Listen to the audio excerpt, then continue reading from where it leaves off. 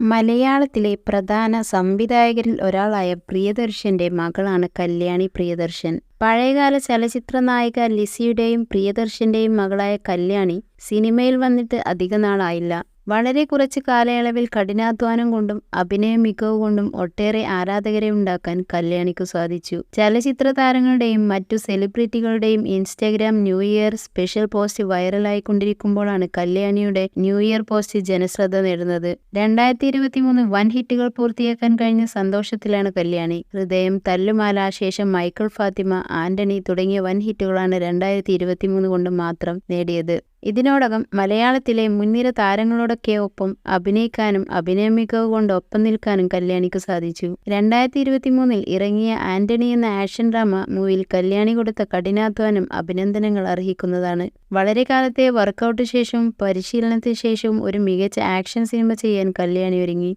താനൊഴുക്കിയ കണ്ണുനീരിനും വേദനയ്ക്കും എല്ലാറ്റിനും ഫലമായി ഈ സിനിമകളുടെ വിജയത്തെ കാണുകയാണ് കല്യാണി. ചെയ്ത സിനിമകളൊക്കെ മികച്ച അഭിപ്രായങ്ങൾ കിട്ടുകയും അടുത്ത ജീവിതത്തിന്റെ പാഠങ്ങളിലേക്ക് കടക്കുവാൻ എക്സൈറ്റ്മെന്റും ആങ്ഷൈറ്റിയും ഉണ്ടെന്ന് പറയുകയാണ് താരം. ഒരു വർഷത്തെ വിവിധ മൊമെന്റുകൾ കൂട്ടിവെച്ചതായിരുന്നു പോസ്റ്റ്. ബെസ്റ്റ് ഫ്രണ്ടായ പ്രണവ് മോഹൻലാലിന്റെ കൂടെ ടേബിൾ ടെന്നീസ് കളിക്കുന്നതും സംവിധായകനും നടനുമായ വിനീത് ശ്രീനിവാസനും ബേസിലും ഒപ്പം തമാശ പറഞ്ഞിരിക്കുന്നതുമൊക്കെയായി കല്യാണിയുടെ ഒരു വർഷത്തെ മുഴുവൻ നല്ല നിമിഷങ്ങളുടെ വീഡിയോകളാണ് താരം പങ്കുവച്ചത്.